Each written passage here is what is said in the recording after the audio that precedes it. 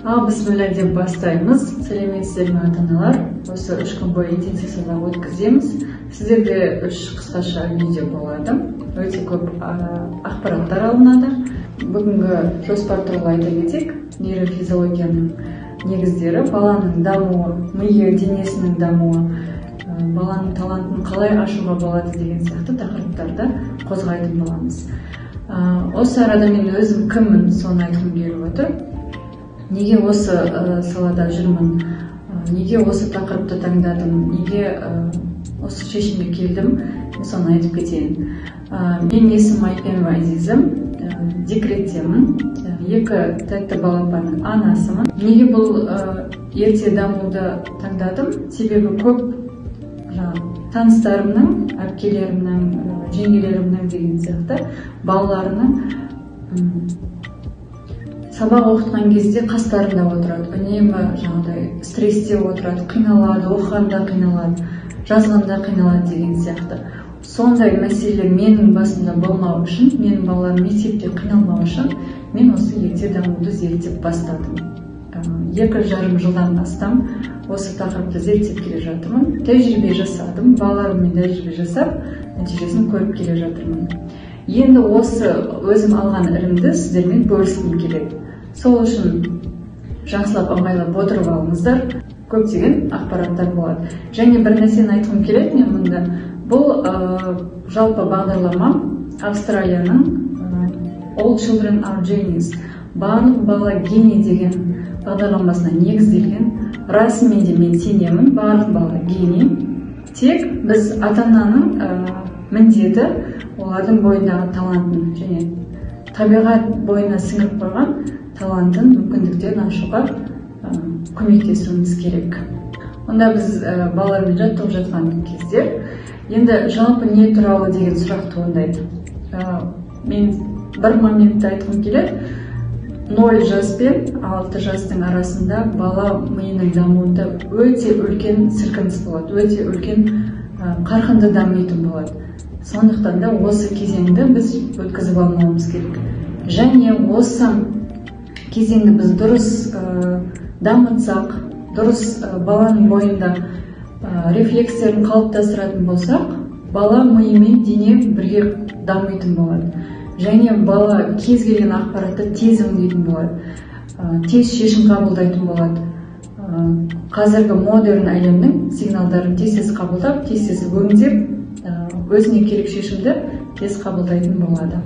Яғни осы аралықта 0-6 жастың арасында бала қандай болады? Яғни бала тұлға қалыптасады.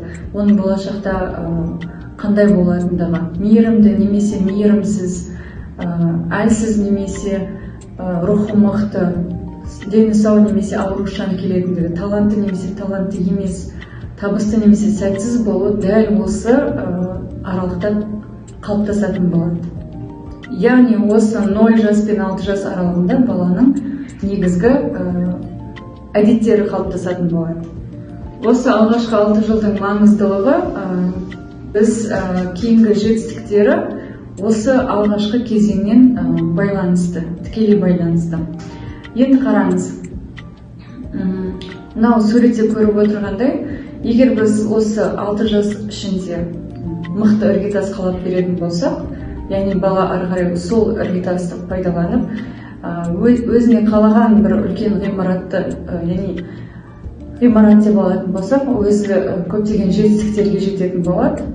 Ал егер іргетасы әлсіз болатын болса, ол есейген кезінде бірдеңе жасағысы келеді, жасап көреді, бірі болады, бірі болмайды деген сияқты. Себебі не? Оның іргетасы әлсіз болып тұр. Яғни біздің ата-ананың негізгі міндеті осы мықты іргетасты қалап беруіміз керек.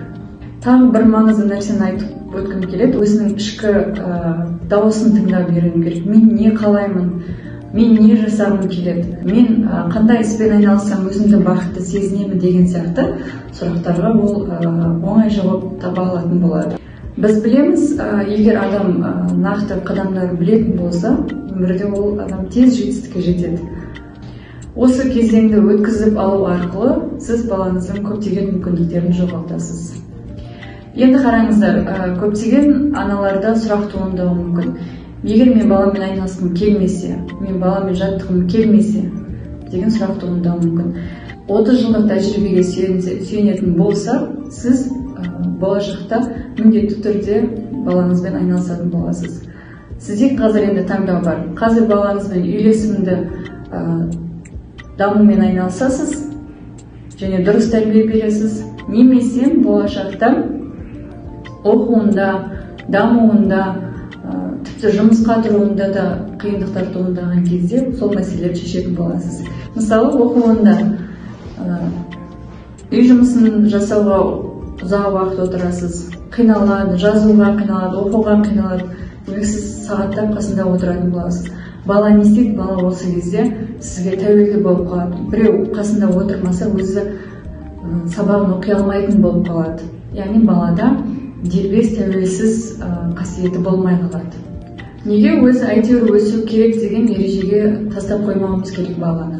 Қазір осы кезеңді өткізіп алатын болса, сізге кейін қателіктерді түзетуге тура келеді. Ол қалай?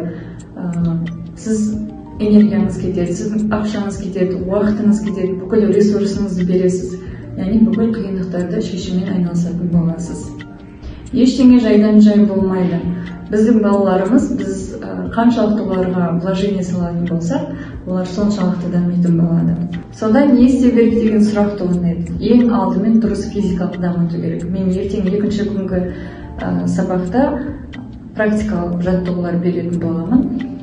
Қалай дұрыс дамыту керек. Ары қарай интеллектуалды дамуды аз мөлшерде қосып отырамыз. Және ол физикалық түрде, ойын түрінде беріліп отыру керек. Себебі ми дамудың әрбір этабынан өтуі керек. Ары қарай сенсорлық даму, яғни сезім мүшелері арқылы келетін.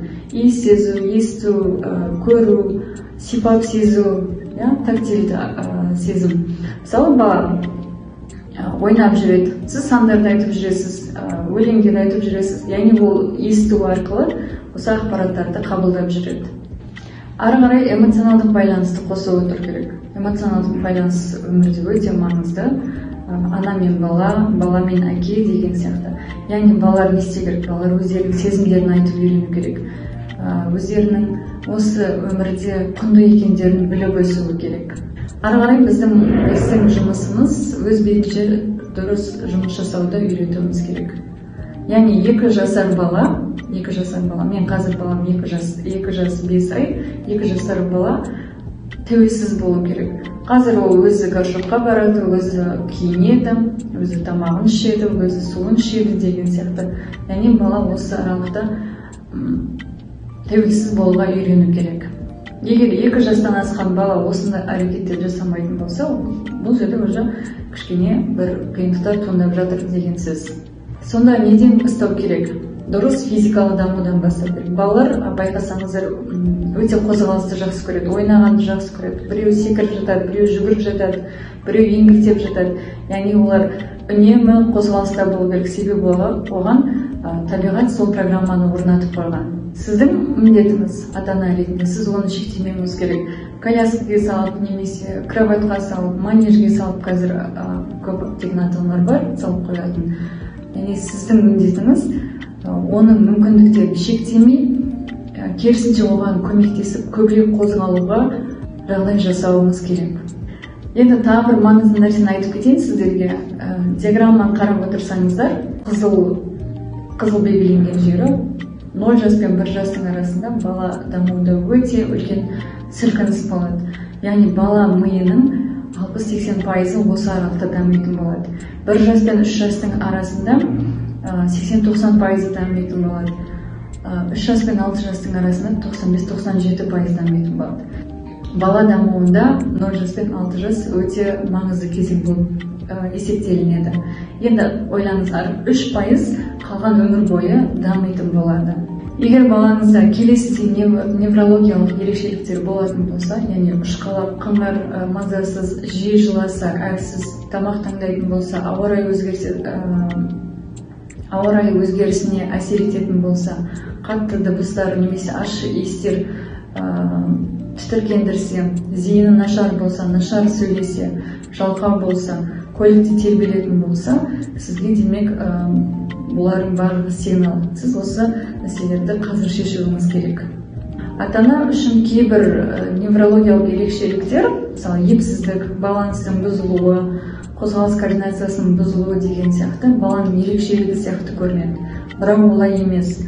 Мұндай ерекшеліктер мидың бағаны мен мишықтың жұмысының бұзылғандығын көрсетеді.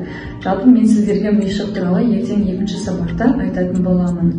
Мына суретте көріп отырғандарыңыздай ми қалай бүкіл денені басқаратындығы көрсетіліп тұр. Яғни жіпшелер, бұл интеграция. Жіпшелер көп болған сайын ол бүкіл мимен дененің байланысын орнатады. Осы көп болған сайын ми денені жақсы басқара алатын болады. Көп байланыс болған сайын бала ақпаратты тез қорытатын болады, жақсы оқитын болады және ақпаратты тез қабылдайтын болады. Енді интеграцияланбаған рефлекстер неге алып келеді? Осыны көріңіздер. Яғни зейін мен көңіл аударуда қиындықтар туындайды, ұйымдастыруда қиындықтар туындайды. Нашар интеграцияланған рефлекстер не алып келеді жалпы? Ол оқуда қиындықтар туындайды. Тамақ ішкен кезде епсіздік болады. Тапсырманы баяу орындайтын болады, жазғанда қиналады, жалпы сауатсыздық болады, тәртібінде кейбір мәселелер туындауы мүмкін, агрессивті болады, ұялады және албырттық сондай бір қимыл әрекеттер жасайтын болады. Тағы да бір маңызды айтып кетейін, қосып кетейін, нашар интеграцияланған балаларда тұйықтық болады, сенімсіздік болады, өзін өзі көрсете алмайды, үлгерімі нашар болады. Енді қараңыз, бала өз-өзімен өсіп жатыр, ол қалыпты даму. Ал егер сіз жан-жақты үйлесімді дамытқан болсаңыз, ол физиология ілімімен даму. Яғни екі суретте қарап отырсаңыздар, екі компьютер. Біреуі қалыпты даму, а екінші үйлесімді дамудың арқасында супер компьютер десек болады. Енді сізге сұрақ, қай компьютер ақпаратты көбірек қабылдайды, тез өңдейді? Демек, үйлесімді даму арқылы дамыған бала ақпаратты тез қабылдайды, тез өңдейтін болады.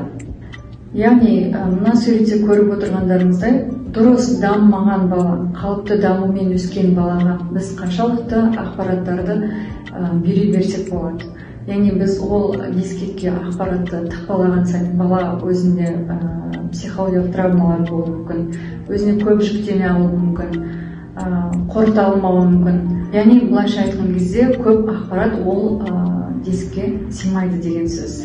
Яғни, ана қай уақытта қандай ақпаратты беру керек екендігін білмейтін болса, кез келген ақпаратты тықпалай беретін болса, ол балада дұрыс даму болмайды. Яғни, көптеген аналар осы сенситивті периодты білмейді. Қай уақытта қай ақпаратты беру керек, қай уақытта мына жаңа ақпаратты беру керек деген сияқты ақпараттары жоқ. Сондықтан да балаға көп мөлшерде дұрыс дамымаған балаға ақпараттарды тықпалай беретін болады. Тағы бір нәрсені айта кетейін, қозғалғыштық және зейін қоя алу. Кейбір аналар айтады, менің балам көп жүгіреді, өте гипербелсенді. Көп жүгіру ол дұрыс дамудың белгісі емес. Енді сіз ойланыңыз, балаңыз ойнап жүрген кезде бақылаңыз, балаңыз жүгіріп жүреді, бір сәт отырып ойнай алады ма, зейінін шоғырланды ала ма, соны бақылап көріңіз. Ертең БМК, яғни баланс, мануальды әдеттер, қозғалыс принципін талқылайтын боламын және алғашқы жаттығуларды беретін боламын.